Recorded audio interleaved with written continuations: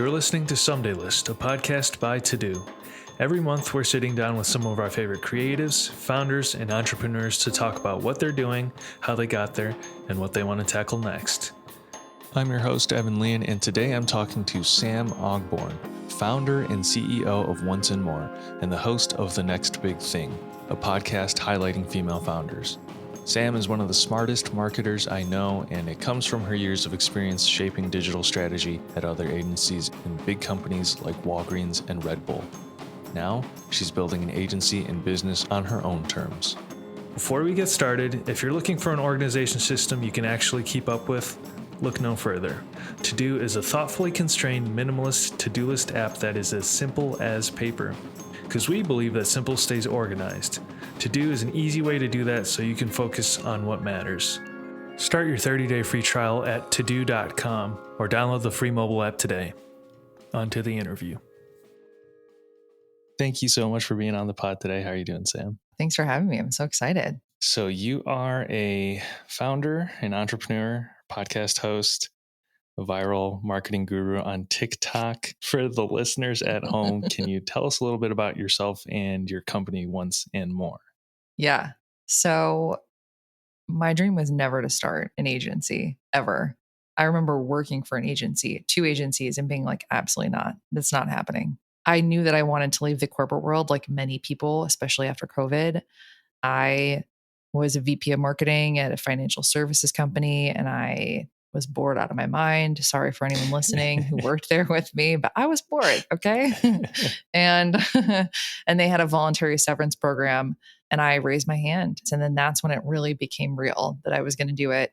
I always like dabbled in different things because I always loved to be a self-starter with separate projects. So I think a lot of entrepreneurs probably start doing side hustles and like have their own little things before they venture out on their own. I felt like after leaving the corporate world, I really found my niche with female founders and just founders in general who wanted to make a difference in the world. So that has been my focus. We are going to circle back to Once and More, but I do really enjoy spending time talking about the initial 10,000 hours, if you will. And you have this extensive corporate marketing background. You've worked at big household name companies like Walgreens and Red Bull. But prior to that, like you said, you had started in an agency role in business development. At that point, just starting your career, what does the career path ahead of you look like? What did you think you were signing on for at that point? Oh, I had no idea. No idea. I mean, really, truly, no idea. I think it's like one of those things where you just like fling your body into like the corporate world when you're young and you're just like, well, hope this works, you know? I actually have a lot of respect for Gen Z because I feel like they're less likely to be patient. You know, as millennials, we're kind of told, okay, you go into the corporate world, you work a job for at least 2 years, and then you move on, you do the next thing. And it's really regimented. And I think with Gen Z, it's kind of fun because they're like, you know what, if I don't like it, then I'm just gone. Like I spent a lot of time doing things like my first role was a sales role, and I took it because I needed a job, not because I was passionate about sales. I'm horrible at sales. Like it's my worst. I hate it. I can't stand it. And so during that time, I like wedged myself into social by teaching myself social because I knew it was the only way I was going to be able to get out of sales. So I kind of just took a job because it was a paying job. I needed a job after school. And then the real fun happened when I learned that we had all of this information at our disposal. Even, you know, this was like 2010. I'm not trying to age myself, like 2010, 2011.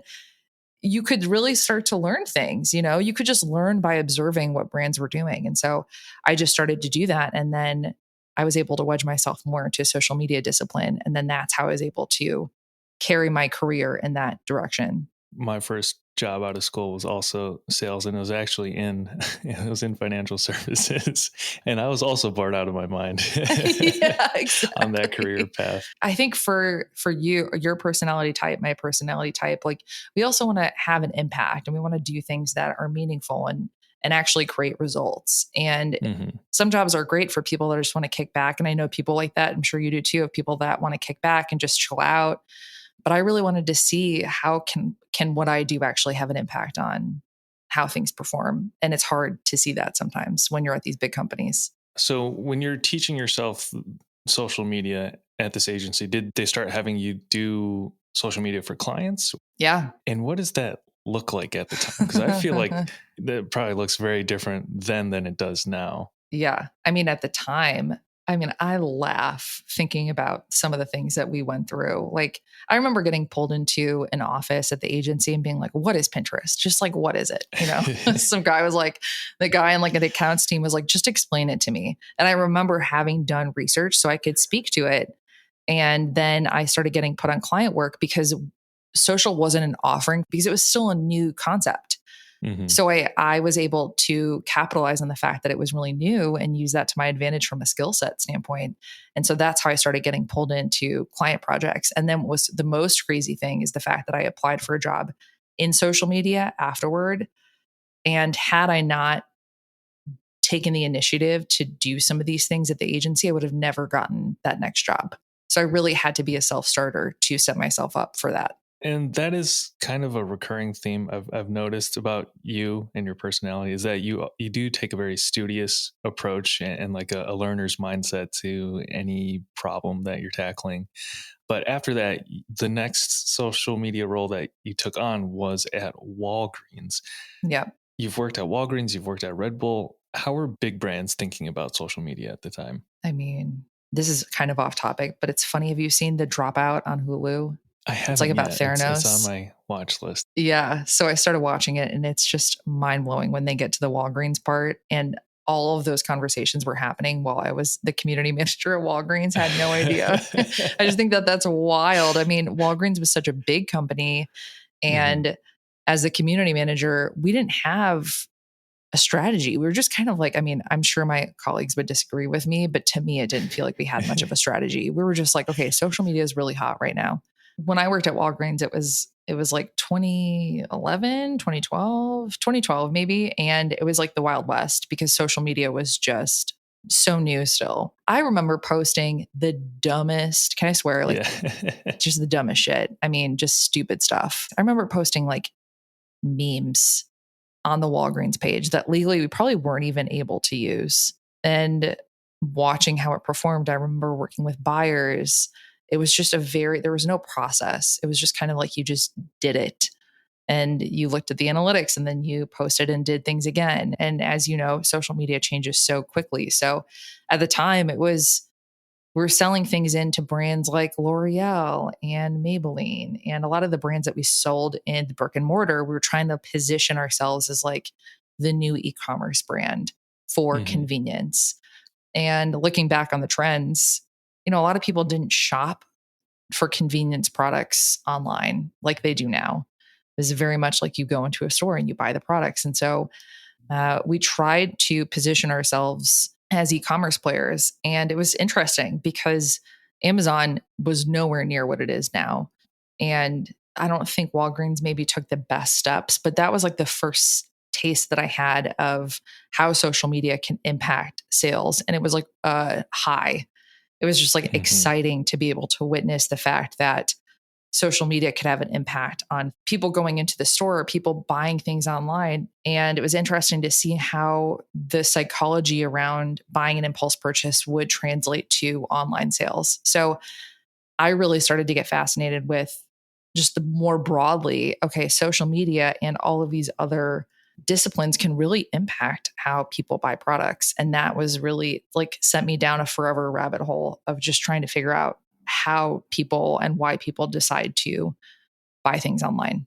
Did you ever face organizational friction with social media being so new, with this being kind of a new territory to explore? All the time. Like I even laugh about it at Red Bull. I had one of my colleagues say, marketing just sets money on fire. And I always laughed at that because I think in a lot of corporate jobs, marketing is seen as just burning ad budget. And I totally get why people would see things like that. I think when social media first came around, a lot of people questioned how it would drive to the bottom line. Or on the flip Mhm. side, they were so excited about social media that they didn't even care if it drove to the bottom line. It was like giving them bragging rights internally. So they could say, Yeah. oh, we did this really cool project on Facebook. So it's funny because I think everyone's motives for social were very different. And you think about too, a lot of people started to become more skeptical about social media. Like at the time, people were just giving their data away freely. They didn't care. They were like, people better wish me happy birthday on Facebook. So I better make sure that my birthday is there, and the entire time Facebook's using that data to target you. I don't think people were also as savvy as to how all of it works like they are now. So it was the Wild West because people didn't really know what they were getting themselves into. They knew that it was really hot, so they could sell it into their managers. Or on the flip side, there could be managers who are like, that's a trend and it's not actually going to be a sustainable business model for our department. So we're not going to pursue it. In your time at Red Bull, I would imagine Red Bull approaches marketing, digital strategy, all that very differently than, say, a Walgreens. Do you have like a favorite project you worked on? Because you were in charge of a pretty large territory, correct? Mm-hmm. So when I was at Red Bull, I first started as basically like a digital marketing manager. My job was to fly around and educate people on the power of digital and social media. Probably like the best job I could have ever gotten because I just loved it. I loved going and training people and having their eyes light up. And it was just really, really fun. And after spending some time in that role, I moved to Minneapolis for a little bit and I oversaw sports, brand, and culture, which is like music and arts marketing for what Red Bull would call like a small country in the States. And it was really interesting because a lot of people, and I'm not here to shit on Red Bull. Red Bull is great. I was there for almost 4 years. On the outside, Red Bull looks like a very cutting edge brand because they're all about, like extreme sports and giving people memorable experiences. And that is all true. But when it came to the product side of things, as someone that started their career truly in digital, I noticed that there were almost like some discrepancies of like how Red Bull could. I think the issue with Red Bull was that Red Bull had built this brand on experiences and just cool things. But I was really driven, especially with my experience at Walgreens, trying to understand how does digital actually increase product sales? And that wasn't necessarily the sexiest conversation to have there. It's probably a sexier conversation for me to be like, let's have this guy fly off a roof. More motocross bikes. Yeah, exactly. But like, it wasn't sexy to be like, here's how digital is going to increase product sales. So I kind of found myself it was just an interesting position because there was so much potential with where e-commerce and digital was headed. And Red Bull, in a lot of ways, was just a very heritage brand who had not necessarily embraced what digital could do for them. And so it almost felt like I felt like my intentions were to sell more product, but because of the business model of Red Bull being, like I said, sold in convenience stores where people are making impulse purchases, it was a lot different to flip that model on its head and say, okay, we're actually going to go all in with Amazon and e-commerce. And because that would have eliminated my job, really, because my job was to have cool events. We did like honestly the coolest things, but it wasn't necessarily the sexiest thing to be like, how can we increase sales on Amazon for our region? Like that was not a convert. It was like, what athlete are you gonna work with to make that happen? Or to create all this buzz. So it was almost like I don't want to say like conflict of interest, but I started to get anxious and itchy because I was like, okay, I just want to know how I can like increase sales and what it's going to take for people in my region, which is very heavily Monster drinkers, which is a big competitor for Red Bull. How can I get people to just choose to buy Red Bull?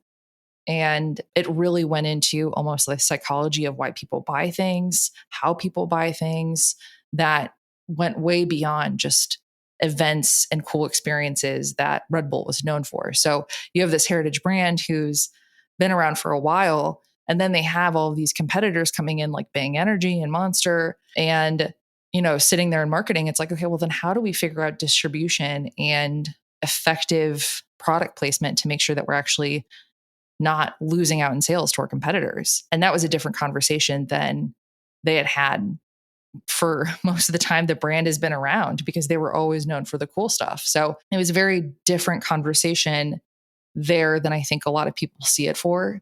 And that was hard because it was just wasn't a product that was digital first. It was impulse based, convenience based. When I think of Red Bull, I do think of the cool experiential marketing stuff that they do.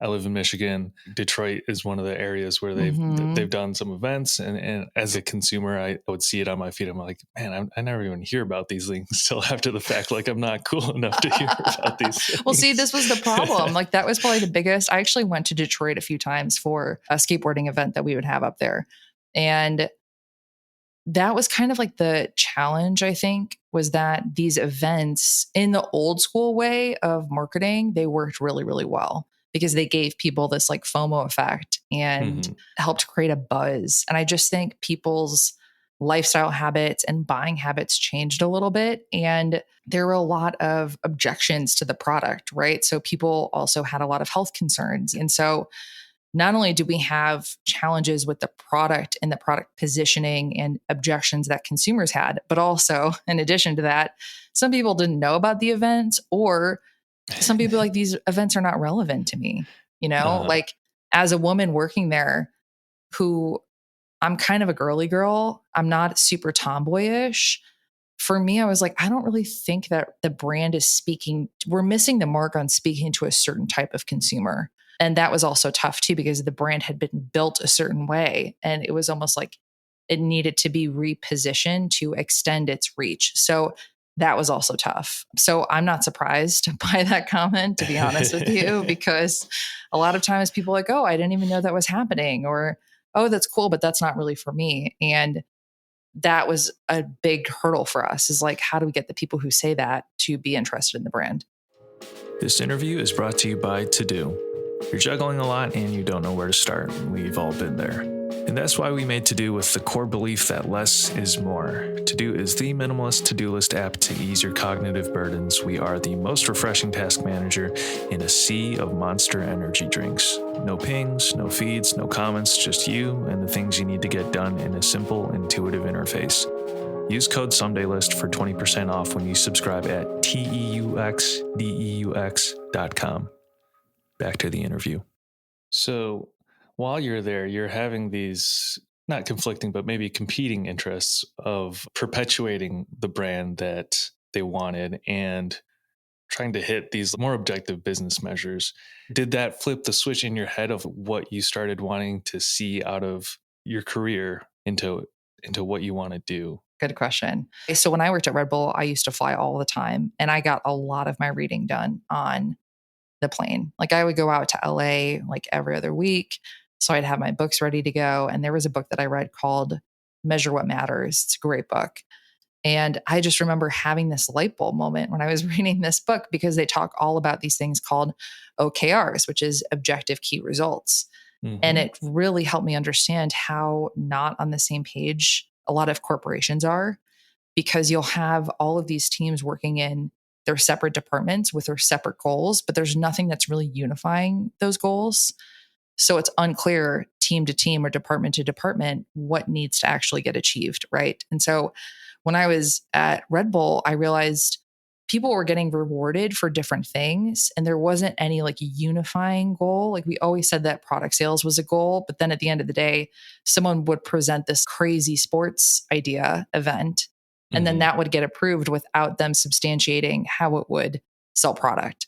So at that time, I was like, okay, this doesn't feel aligned necessarily to me really feeling like I'm able to have an impact focusing on one specific goal. So I'm going to consider other jobs. And I had interviewed for some random jobs looking back, when I'm like, what was I doing? Like, I remember going to interview with like a sneaker startup in New York that was e-commerce focused. Everyone knows what their name is. And I was kind of like, okay, this is fine, but this is kind of a shit show, to be honest with you. Like, you guys are crazy. So that didn't work out. But I was living in Minneapolis, and I didn't really know where to take my career at this point. I don't really necessarily want to go back to Chicago.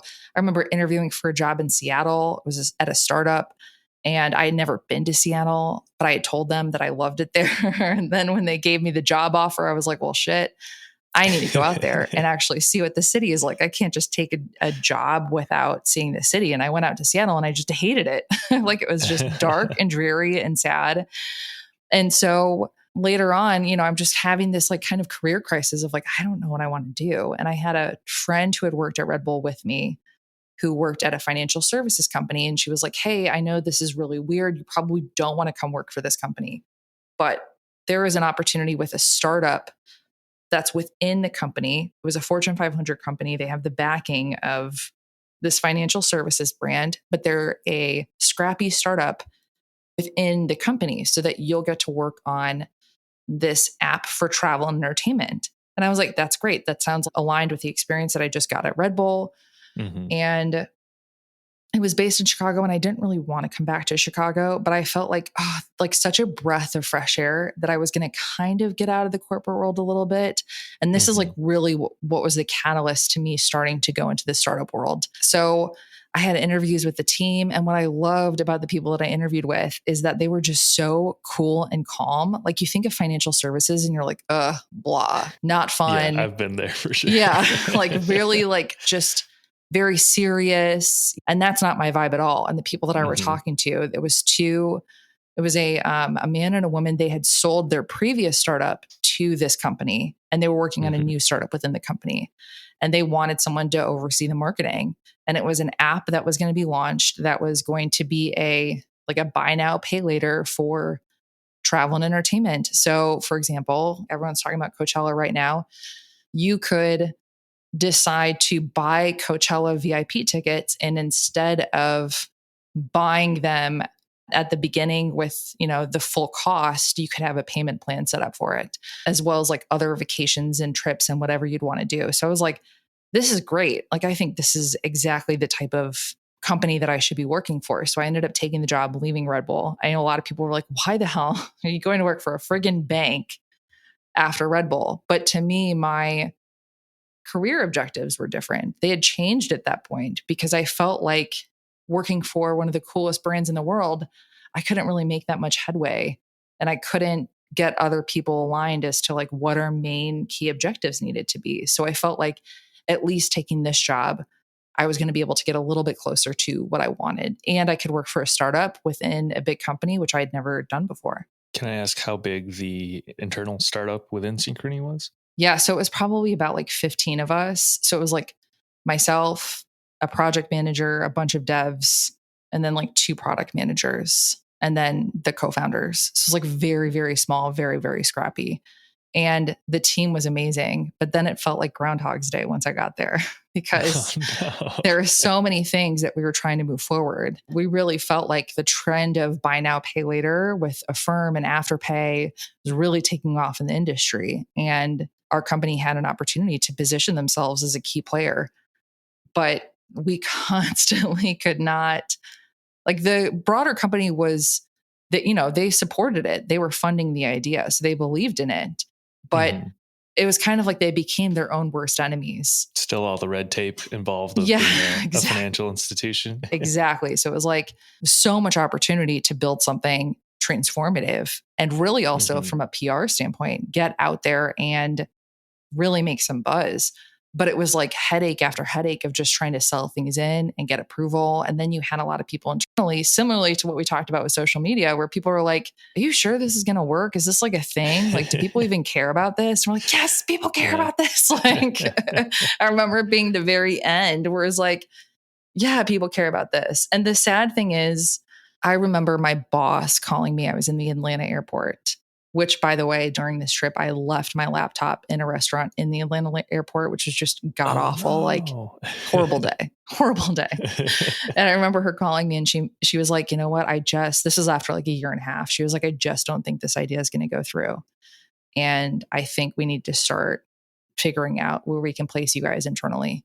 I just remember being like, oh, this fucking sucks. And then 2 weeks later, COVID hit. So it was like, wow, this, like, I was so excited to launch this thing, get this thing out the door with the rest of the team. And then COVID hit. And then I got reallocated to another team. And that's where the boredom really started to set in because I was on general purpose credit card, which I'm sure everyone in the world will want that job. Exciting It was stuff. Yeah. just, and I was so grateful that they didn't lay me off. I was so grateful Yes. that I had a job, but it really Mhm. wasn't what I came there to do. And so that's when these like thoughts of creating my own thing really started, because I was like, this is not the path that I wanted for myself. And I feel Mhm. bored. And for me personally, when I feel bored, it is like a death sentence. I relate so much that I started my career at a big bank, got laid off, and they wanted to place me elsewhere in that big bank. And I was like, you know what? I'm good. Like, I think I'll take this They're as like, we my have a job for exit. you. You're like, no, really, it's fine. Yeah. Don't worry about it. So that's really interesting to hear, is that, whether you believe in signs or the universe speaking to you in a way, these things that are happening that are out of your control are pointing you towards a certain direction. I mean, the universe was like shoving me at this point. Like, So how much runway did you give yourself while you were thinking about striking out on your own? What was the internal timeline in your head of like, I got to make something happen? I had none. I was like, I need a Okay. paycheck. Uh-huh. I don't have any direction right now.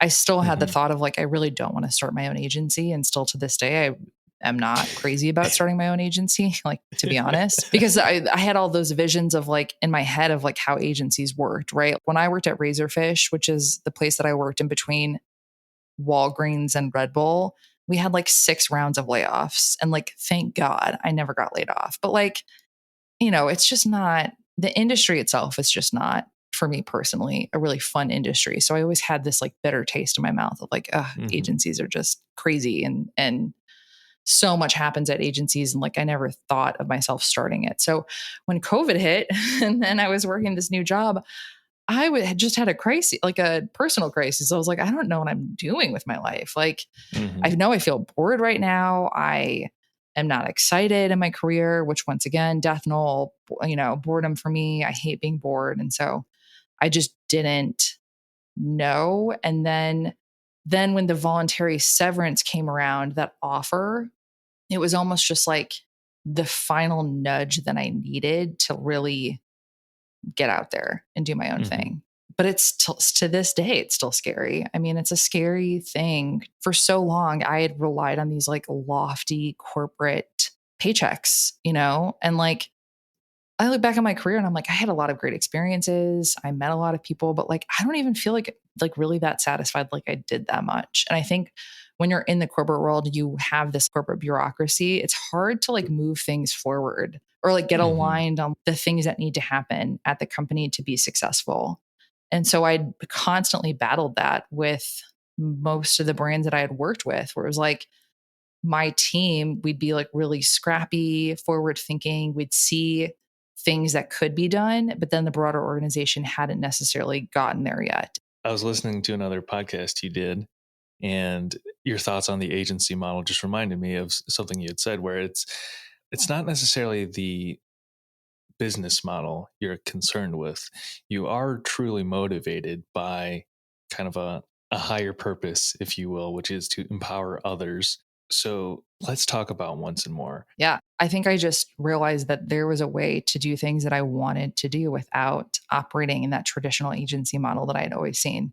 To this day, people still question why I'm doing things because I have not done things the way that I probably should have. And I like totally own that. Lots of lessons learned through doing my own thing. But I've always had people say, well, like, don't you want to scale and take on as many clients as you can? And my thing has always been absolutely not. I get that that's how the traditional agency model works, but then you lose touch of the people that you're working with and the connections that you've built and the camaraderie and just like the commitment to the results. And that part's Mhm. just not satisfying to me. And so I think I've just had to do things my own way and just go with my gut a little bit more on working with people who I feel like are open minded and have clear goals and just want to get to that next step, but also staying super boutique for once and more so that I'm not stretching myself too thin. Like I personally, and I know this is maybe this is like startup suicide, career suicide, and it's fine, but I don't want to hire a huge team of people. I don't even Hmm. want to have really a team of people, even though I love managing people. I want to keep it really boutique so I can maintain those relationships. So it's a flip on the model that I was used to, but it's actually what I prefer to do more. But I think for a lot of people, they would say, well, that's not really a sustainable business model, or that's not really a model that's going to carry you into the future. And I've just seen how unhappy I can be in the corporate world when I'm getting paid a lot of money, but I don't really feel like I have much of a purpose. And I feel Hmm. like I have much more of a purpose on this side, even if I'm not maximizing the amount of money I can make. Yeah, and I think there is something to be said for a lifestyle business where it pays the bills, and you have found success with Once and More. You've been featured in Business Insider, The Hustle. Yeah, I feel like I've had a lot of opportunities for sure. You've worked with the TikTok Creators Fund. You've partnered with them to give marketing tips, and this is what I was referring to earlier: is this learner's mindset, which I guess what I'm trying to say is like whatever you're doing seems to be is working very well for you. And the TikTok thing really cracks me up because I remember I think we had connected over Instagram, and then one day I was scrolling through TikTok and I was going down a rabbit hole of social media marketing content, and I followed this one account that kept giving useful tips. And then eventually I found out it was you. You had been essentially stealth launched this viral TikTok account, and you weren't talking about it on your Once Yeah, and you More probably profile remember I yet. was like not telling anyone about it. I was like, if you find it, good for you. But I'm Yeah. not telling because I have to go through like these test phases, right? I like cringe when people are like, I am an expert in this. You will Hmm. never hear me say I'm an expert in anything that I offer services in. And maybe for some people, they're like, that's terrifying. That makes me not want to hire you. And that's fine. But Hmm. because the landscape is constantly evolving so quickly, I don't think it's really fair to call yourself an expert in anything. And so I just wanted to crack the code for TikTok. But people are like, what's your TikTok name? And I'm like, fat chance. I'm telling you, like, it's not happening. But yeah, for the people that found me, they'd be like, is this you? And I'd be like, yeah, that is. And you've taken that approach with several things throughout the pandemic. You've launched a podcast, a newsletter, and you're always going through this process of trial and error just to practice what you preach. I'm curious, what things are interesting you as a marketer now? Yeah, it's so funny that you say that too, because, well, first of all, you're like, oh, I see you try a lot of things. I try a lot of things and then I don't follow through. That is my own worst thing. Like you say the newsletter, I'm like, oh God, I got to get back to doing that. Like there's so many things in this digital world that you could do at any given moment. So Hmm. I think it's really overwhelming. And when I think about Once and More and where I see it going in the future and just how I offer my services, I actually have changed my services quite a bit. And it's so funny that you bring this up because today I'm going through my website and changing my services just based on things that I'm hearing that people need that I also Hmm. enjoy working on. And it's a constant evolution because digital media and marketing is constant evolution. And so a lot of people, and even my friends, they'll be like, why are you not offering social media services as part of Once and More? And I'm like, honestly, because I hate doing it now. I've done it for, I mean, truly, I've done it Uh-huh. for, I mean, started working at Walgreens 2011, 2012. Like I've done it for like 10 years. And to me, it's like the TikTok thing, I had FOMO because I didn't know how to approach it. And so it was satisfying for me to figure it out. But I've had people come to me and say, like, okay, well, I need you to help me with my TikTok. And I'm like, I'm not the person for that. It's just not something that I want to necessarily like consult on. But there are some other things that I think are really fascinating. Like SEO is like such a passion of mine because most people don't want to talk about it, don't even want to figure it out because it's really complex. Like there's a lot to it.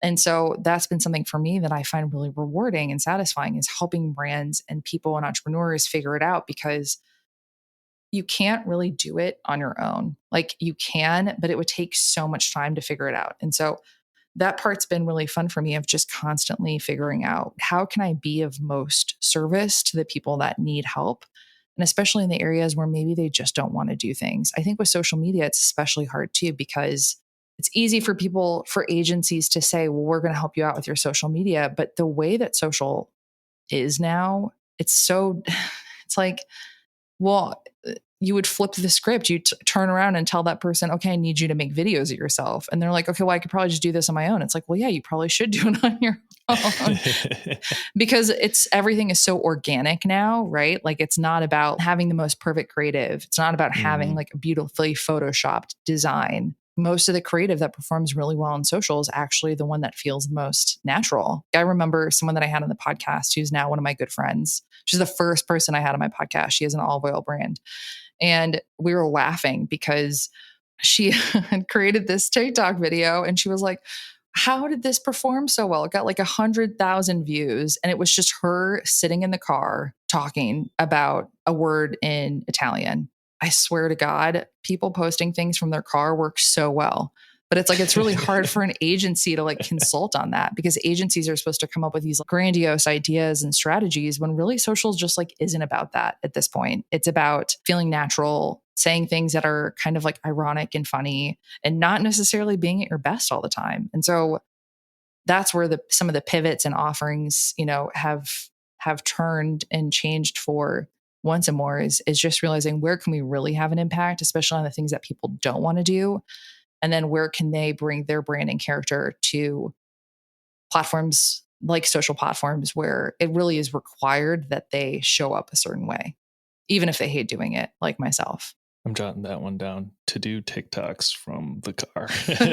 I mean, hey, I'm still shocked to this day that I have not shown my face a single time on my TikTok account. That is truly, I can't tell you how happy I am about that. And it's super engaging content still, though. I really appreciate that. But I mean, sometimes I work with brands too, and God forbid they're listening right now, but I've worked with brands and had brand pitches where because big brands have, and this is like another thing going back to like the corporate bureaucracy, big brands have a certain way that they like to do things. And it's really hard for them to accept that including like certain brand assets or shooting things a certain way actually isn't what's native to the platform. So I worked with a brand recently. I won't name any names. The agency was very nice that I worked with. This is for TikTok content.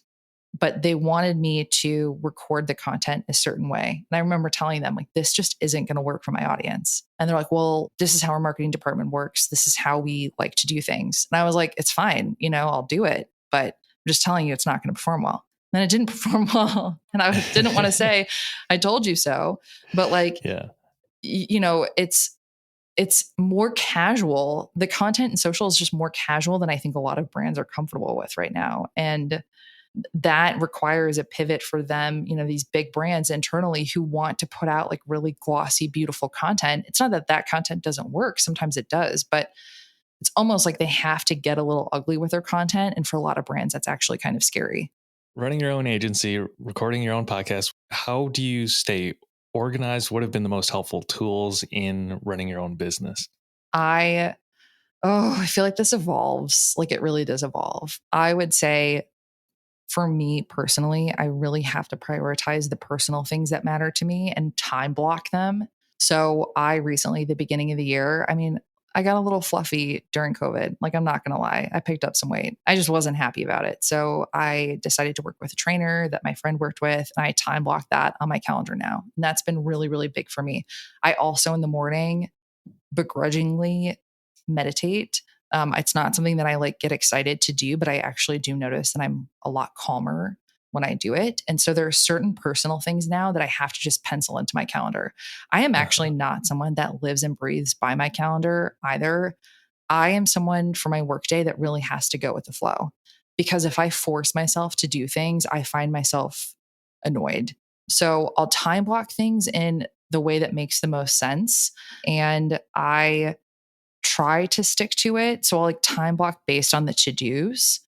But a lot of times, I'm not going to lie to you, I'm a work in progress. Like I still get very ADD with things where like I'll see an email pop up and then I'll look at my email. And like I'm really not as focused as I'd like to be. But I also don't think that that's ever like a destination that people reach. I think it's like a constant, you have to constantly work at it. So yeah, I'm still figuring that out. Like I have a to-do like app that I use, but sometimes I'm not consistent with it. And like, I need to be better, like be more consistent with holding myself accountable to things. But at the end of the day, I'm really just someone that goes with the flow and that I don't keep Slack on my phone. I don't keep my emails on my phone. Oh, because wow. I'm a workaholic. And so if I give myself the opportunity to work, I will work, which is why I time block personal things, because naturally I'm just someone that really enjoys working. And like, I probably wouldn't have said that as much in the corporate world, but now that I'm on my own, I just really have fun with it. Like, it's just fun for me. So I have to be very regimented with the hours that I work, or else I will go crazy. I really appreciate that perspective because I'm also not the most regimented or organized person, but just that perspective of like going with the flow isn't necessarily a character flaw. Yeah, I appreciate that. I mean, I think you hear in the startup world a lot, you hear from these founders who say like they have these crazy processes for things. Mhm. And I've always wondered, am I just an outlier because I don't operate that way? I think it's just better to be candid about the fact that like, hey, I'm still a work in progress. It's like tending to a garden. I can't leave it on autopilot, and I can't get obsessive about it because either ways are just not going to work for me. And so I have to find a way that it works into my schedule naturally where it doesn't stress me out. But it's hard because a lot of the advice and like a lot of the like, you read these books like Atomic Habits, and a lot of this startup culture says that everything has to be like super focused, super regimented. Or you hear like Miracle Morning, where it's like wake up at 5 a.m. It's like, I'm just not doing that. I'm sorry, Yeah. it's not happening. I won't do that. So it's like, what works for you? And then don't overdo it. And I just try to go with the flow and listen to my intuition as much as I can. And I find that that usually works the best for me. I really like that. Sam, thank you so much for taking the time to talk to us today. I could probably sit here and listen to you talk marketing all day if we had the time. But for our listeners, where can they find you online? Well, I've not taken my own marketing advice. I have disparate social channels, but my website is onceandmore.co, and my Instagram account is once and and more co. And then on TikTok, randomly, I am marketing with Sam because I wanted to start my TikTok name with a keyword. It doesn't make any sense, but that's just all my social profiles. And then if you want to tweet me on Twitter, I don't ever go on Twitter, but it's at Sam Ogborn. And marketing with Sam is a great, just fire content. Thank you so much. And thanks for having me on the podcast. This is great. Absolutely. Thank you for tuning into another episode of Someday List. We'll have new interviews for you every month, so make sure to follow and subscribe wherever you get your podcasts, or follow along on social media at To Do App on Instagram or at To Do on Twitter. This podcast is produced by To Do. Our theme music is composed by Evan Laybourne. I want to thank our guest, Sam Ogborn, for coming on again. And of course, thank you, the listener. We'll catch you next time.